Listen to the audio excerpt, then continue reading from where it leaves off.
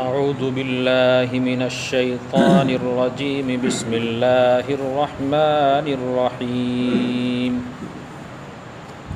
يا أيها الناس اعبدوا ربكم الذي خلقكم والذين من قبلكم لعلكم تتقون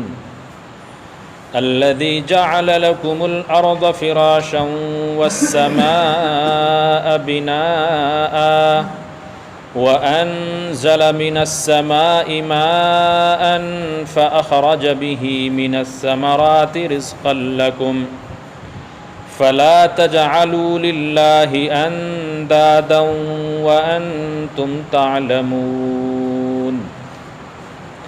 وإن كنتم في ريب مما نزلنا على عبدنا فأتوا بسورة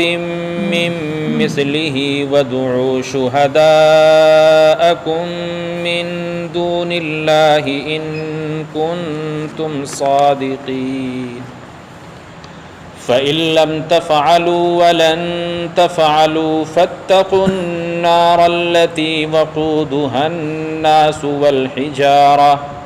أعدت للكافرين وبشر الذين آمنوا وعملوا الصالحات أن لهم جنات تجري من تحتها الأنهار كلما رزقوا منها من ثمرة رزقا قالوا هذا الذي رزقنا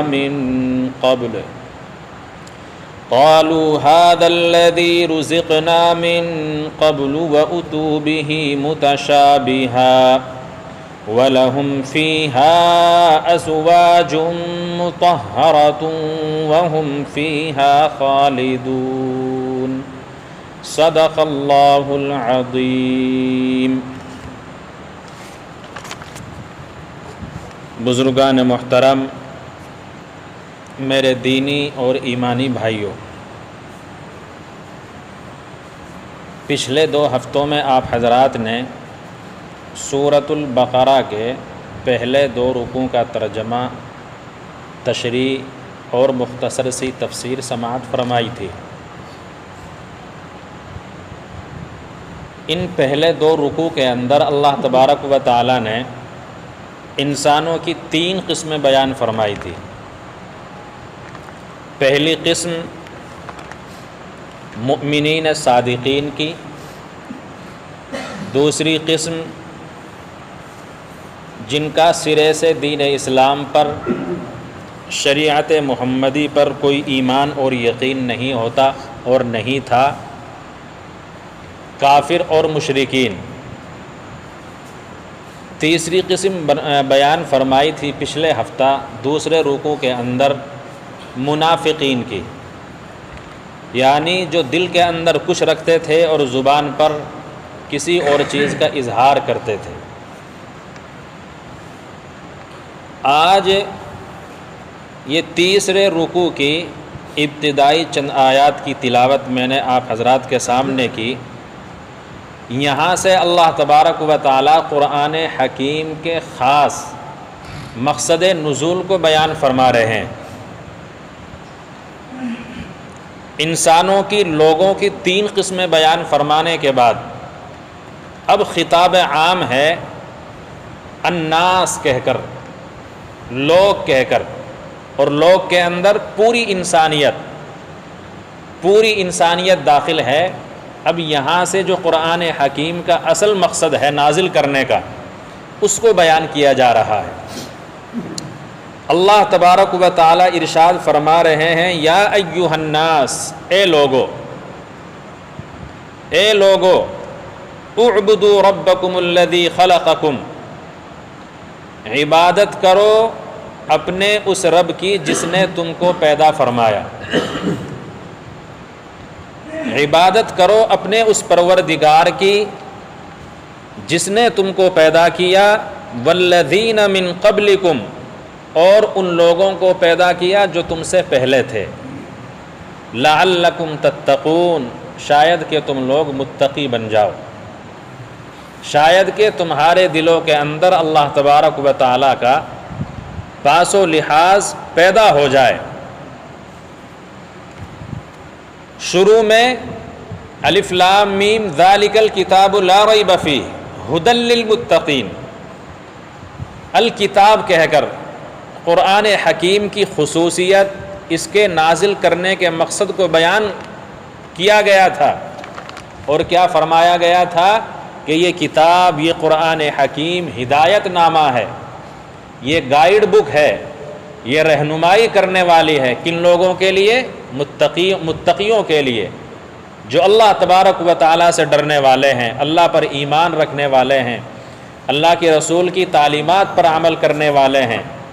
جن کے اندر خوف خدا ہے، آخرت پر ایمان رکھتے ہیں، یہ ان کے لیے ہدایت ہے۔ یہاں سے اس کے خاص مقصد کو بیان کیا جا رہا ہے، اور وہ پروردگار کون ہے؟ جس نے تم کو پیدا کیا اور تم سے پہلے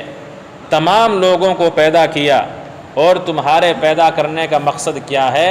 اللہ تبارک و تعالیٰ کا خوف دنیا کے اندر تمہارے دلوں کے اندر پیدا کرنا ہے۔ یہ انسان کا دنیا میں آنے کا مقصد بیان فرما دیا گیا۔ اور وہ پروردگار کون ہے؟ اس کی صفات کیا کیا ہیں؟ الذی جعل لکم الارض فراشا والسماء بناء، وہ وہی ہے جس نے بنائی تمہارے لیے زمین کو بچھونا۔ جعل لکم الارض فراشا، جس نے تمہارے لیے زمین کو بچھونا بنایا، والسماء بناء، اور آسمان کو تمہارے لیے ایک عمارت، سائبان، تمہارے اوپر سایہ کرنے کے لیے ایک چیز بنائی۔ وَأَنزَلَ مِنَ السَّمَاءِ مَاءً، اور اس نے آسمان سے تمہارے لیے پانی برسایا، پانی اتارا۔ فَأَخْرَجَ بِهِ مِنَ الثَّمَرَاتِ رِزْقًا لَكُمْ،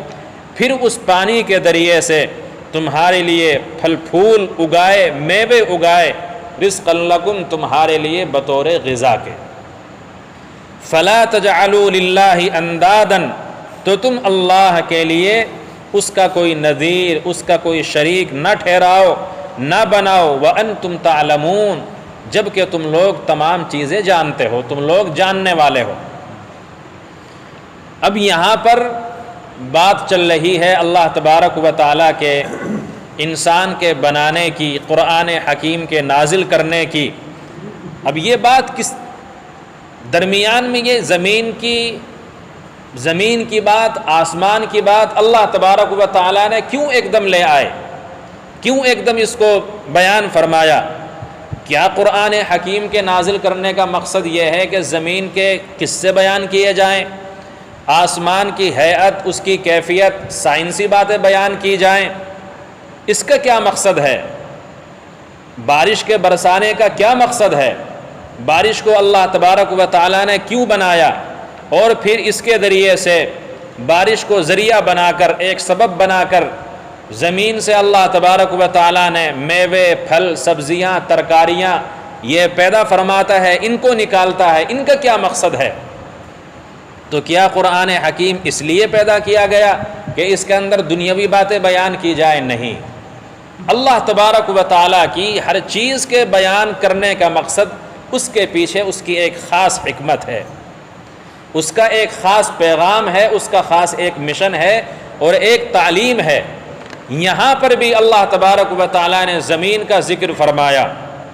آسمان کا ذکر فرمایا، زمین سے پیدا ہونے والی چیزوں کا ذکر فرمایا۔ یہ اس لیے فرمایا، اس لیے کہ کفار و مشرکین اسلام سے پہلے، اسلام کی آمد کے بعد اور قیامت تک اللہ تبارک و تعالیٰ نے دنیا کے اندر بہت سے انسان ایسے بنائے کہ وہ زمین کو دیوتا سمجھتے ہیں، آسمان کو پوجتے ہیں، زمین کے اندر پیدا ہونے والی بہت سی چیزوں کی پرستش کرتے ہیں۔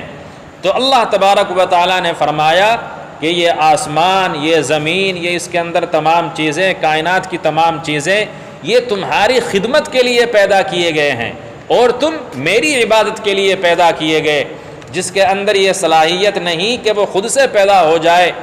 اس کو میں چاہوں گا فنا کر دوں گا، میں نے اس کو پیدا کیا، وہ کہاں سے خالق ہو سکتا ہے؟ وہ کہاں سے معبود بن سکتا ہے؟ یہ زمین بھی میری پیدا کی ہوئی، یہ آسمان بھی میرا بنایا ہوا، تو تم لوگ کیوں سورج کو پوجتے ہو؟ کیوں تم لوگ زمین کو اپنی دیوتا سمجھتے ہو؟ زمین کے اندر یہ صلاحیت کہاں کہ میرے حکم کے مطابق، میرے بغیر حکم کے کہ وہ غلہ اگا دے، کوئی سبزی پیدا کر دے؟ زمین کے اندر یہ طاقت نہیں ہے، آسمان کے اندر یہ طاقت نہیں ہے، میرے علاوہ دنیا کے اندر کسی بھی ایک چیز کے اندر یہ صلاحیت، یہ طاقت نہیں ہے کہ وہ میرے حکم کے بغیر کوئی چیز تمہیں فائدہ پہنچا دے، کوئی نقصان پہنچا دے۔ اس کے اندر ہر طرح کی صلاحیت میں نے رکھی ہے۔ تو یہ دراصل تردید ہے ان لوگوں کی جو زمین کو معبود مانتے ہیں، آسمان کو خدا سمجھتے ہیں، اور اس کے اندر اور تمام مشرکین کفار دنیا کے اندر بے شمار مذاہب ہیں، نہ معلوم کس کس چیز کو اپنی دیوی اور دیوتا سمجھتے ہیں۔ فلا تجعلوا للہ اندادا، تو جس اللہ تبارک و تعالیٰ نے تمہارے لیے اتنی اچھی زمین بنائی، ایسا آسمان بنایا، اور اس کے اندر طرح طرح کی چیزیں تمہارے نفع، تم کو فائدہ پہنچانے کے لیے، تمہارے عیش و آرام کے لیے رکھی، تو تم اس اللہ کے لیے کوئی شریک نہ بناؤ۔ وَأَنْتُمْ تَعْلَمُونَ، اللہ تبارک و تعالیٰ نے تم کو سوچنے کی، سمجھنے کی، اچھے اور برے میں فرق اور تمیز کرنے کی صلاحیت بھی رکھ دی ہے، تم کو عقل بھی دی ہے، تم کو علم بھی دیا ہے، رسول بھی بھیجے ہیں، قرآن بھی نازل کر دی، اور تمام ہر چیز کو بیان واضح دو دو چار کی طرح بالکل واضح اور کھول کر تمہارے سامنے ہر چیز رکھ دی ہے۔ یہ اللہ تبارک و تعالیٰ نے اس آیت شریفہ کے اندر بیان فرمایا ہے۔ دوسری آیت شریفہ وَإِن كُنتُمْ فِي رَيْبٍ مِّمَّا نَزَّلْنَا عَلَىٰ عَبْدِنَا، اور اے انسانوں، اگر تم لوگ کسی شک میں ہو اس چیز کے تعلق سے جو ہم نے اتاری اپنے بندے پر، فَأْتُوا، تو تم لاؤ، بِسُورَةٍ مِّن مِّثْلِهِ، اس کے جیسی کوئی ایک صورت،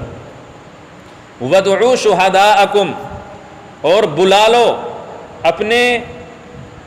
معین و مددگاروں کو، اپنے حمایتیوں کو، من دون اللہ، اللہ کے مقابلے میں، ان کنتم صادقین، اگر تم لوگ سچے ہو۔ اس آیت شریفہ کے اندر اللہ تبارک و تعالیٰ اس قرآن حکیم کے تعلق سے پوری انسانیت کو ایک چیلنج دے رہے ہیں۔ اگرچہ مخاطب کفار عرب ہیں، قریش ہیں، کہ وہ قرآن حکیم کو کہا کرتے تھے یہ اللہ کے رسول صلی اللہ علیہ وسلم کا نعوذ باللہ گڑھا ہوا اور بنایا ہوا کلام ہے۔ یہ قرآن حکیم وہ یہ کہتے تھے اگر یہ اللہ کا کلام ہے تو اللہ تبارک و تعالیٰ تو ہر چیز پر کن فیکون اس کی صفت ہے، جس چیز کے بارے میں وہ حکم کر دے ہو جا، وہ چیز فوراً ہو جاتی ہے۔ ایک سیکنڈ کے جتنا بھی کم لمحہ انسان کی پلک جھپکتے ہی، ایک سیکنڈ بھی اللہ تبارک و تعالیٰ کے لیے بہت بڑی مدت مانی جاتی ہے، بہت لمبا ٹائم ہے۔ قرآن حکیم کے اندر بیان فرمایا گیا کن فیکون، اللہ تبارک و تعالیٰ کسی چیز کے بارے میں اگر یہ حکم فرما دے ہو جا، وہ فوراً ہو جاتی ہے۔ تو اللہ تبارک و تعالیٰ کا اگر یہ قرآن اس کا کلام ہوتا تو 23 سال میں یہ حضور پاک صلی اللہ علیہ وسلم پر نازل ہوا، یہ اللہ نے یک لخت ایک دم کیوں نہیں نازل فرما دیا؟ تو وہ یہ اعتراض کرتے تھے، اشکال کرتے تھے۔ تو اسی چیز کو پیش نظر رکھتے ہوئے کفار عرب کو، قریش کو، اہل عرب کو، ان کو چیلنج دیا جا رہا ہے کہ اگر تم کو اس میں کوئی شک ہے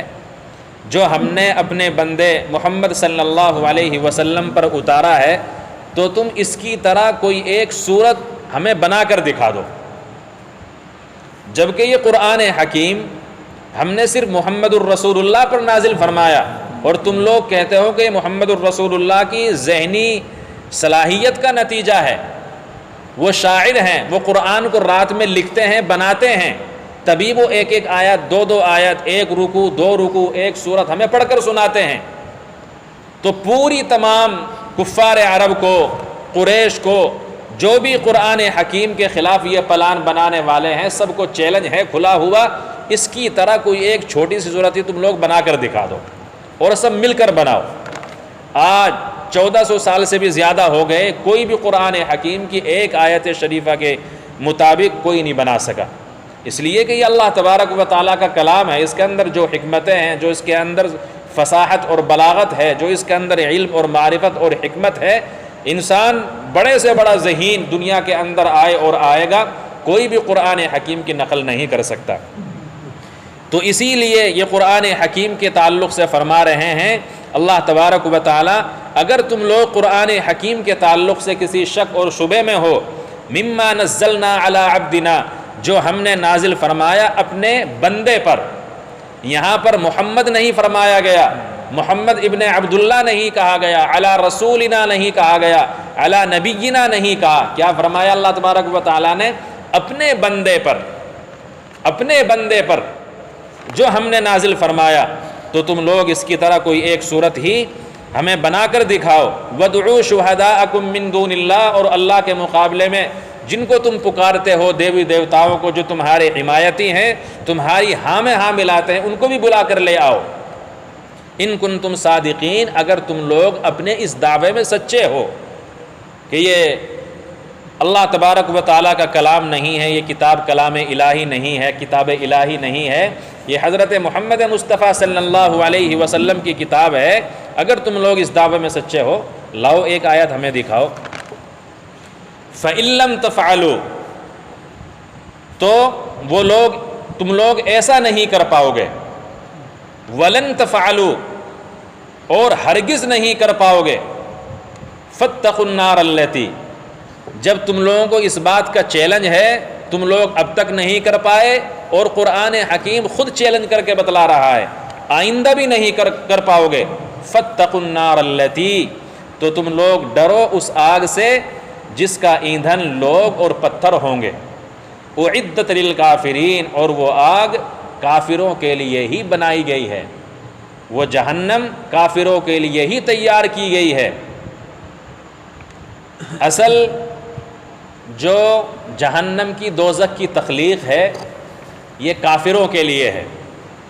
وہ مسلمان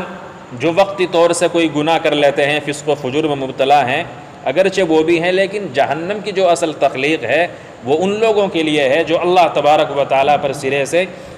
ایمان ہی نہیں رکھتے اور توحید کو نہیں مانتے۔ وَبَشِّرِ الَّذِينَ آمَنُوا وَعَمِلُوا الصَّالِحَاتِ، یہاں پر مسلمانوں کے لیے بشارت ہے، اور اے محمد صلی اللہ علیہ وسلم اور اے مخاطبین قرآن، آپ بشارت دے دیجئے ان لوگوں کو جو ایمان لائے، وَعَمِلُوا الصَّالِحَاتِ، اور جنہوں نے نیک عمل کیے، أَنَّ لَهُمْ جَنَّاتٍ، کہ ان لوگوں کے لیے باغات ہیں، تجری من تحتها الانہار، ایسے باغات جن کے لیے نہریں بہتی ہوئی ہوں گی، كُلَّمَا رُزِقُوا مِنْهَا مِنْ ثَمَرَةٍ رِزْقًا قَالُوا هَذَا الَّذِي رُزِقْنَا مِنْ قَبْلُ وَأُتُوا بِهِ مُتَشَابِهًا، جب ان کو دیا جائے گا ان باغات میں سے کوئی پھل ان کو کھانے کے لیے، تو وہ کہیں گے هَذَا الَّذِي رُزِقْنَا مِنْ قَبْلُ، یہ تو پھل ہمیں پہلے بھی دیا گیا تھا،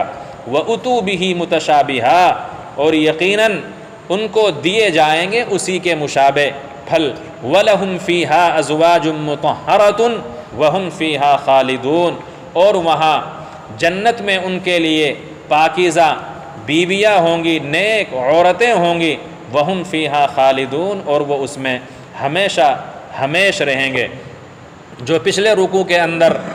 صاحب ایمان کی، مومنین مخلصین کی، صالحین کی اللہ تبارک و تعالیٰ نے صفات بیان فرمائی تھی، تو اللہ تبارک و تعالیٰ ان کے لیے بطور بشارت کے ارشاد فرما رہے ہیں، اے محمد الرسول اللہ،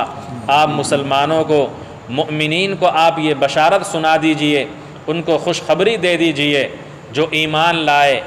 اور جنہوں نے اچھے کام کیے، نیک عمل کیے، ایمان کے تقاضوں پر انہوں نے عمل کیا، اللہ تبارک و تعالیٰ نے ان کے لیے تیار کر رکھی ہے جنت، اور جنت میں ہر طرح کی نعمت، اس میں نہریں، یہاں پر نہروں کا خاص ذکر فرمایا کہ انسان کو فطری طور سے باغات سے اور نہروں سے مناسبت ہوتی ہے، خاص انسان کی طبیعت خوش ہوتی ہے کسی سمندر کے کنارے، پانی کے کنارے، دریا کے کنارے اور باغ میں۔ اسی لیے اللہ تبارک و تعالیٰ نے فطرت انسانی کا لحاظ کرتے ہوئے اس چیز کو سمجھانے کے واسطے اللہ تبارک و تعالیٰ نے قرآن حکیم کے اندر وہی اسلوب اختیار فرمایا، اور انسان کی خواہش اور انسان کی حسب منشا جنت کے اندر اللہ تبارک و تعالیٰ ان باغات میں سے ان کو بطور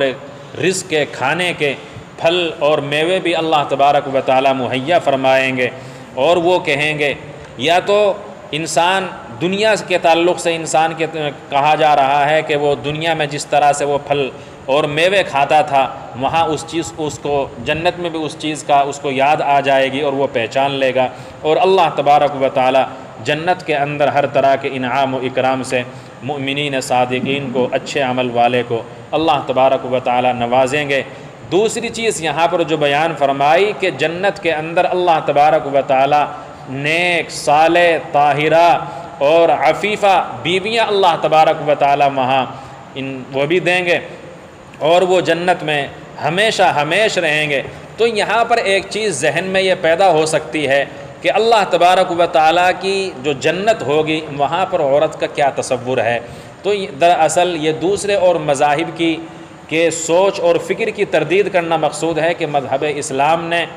جہاں پر تمام چیزوں کا نیک عمل کا ذکر کرتا ہے، نماز کا، روزے کا، حج کا اور دیگر اعمال صالحہ کا، اپنے قرب کا اللہ تبارک و تعالیٰ ذکر فرماتے ہیں، وہاں پر عورت کا ذکر بھی انسان کی فطرت اور اس کی خواہش کے مطابق کیا۔ تو یہ کوئی معیوب چیز نہیں ہے۔ اللہ تبارک و تعالیٰ نے ہر جگہ پر مؤمنین کے لیے ان کی خواہشات اور نفسانی تقاضوں کا اللہ تبارک و تعالیٰ نے لحاظ فرمایا ہے۔ دنیا کے اندر ایمان کی تکمیل کا ذریعہ بتلایا گیا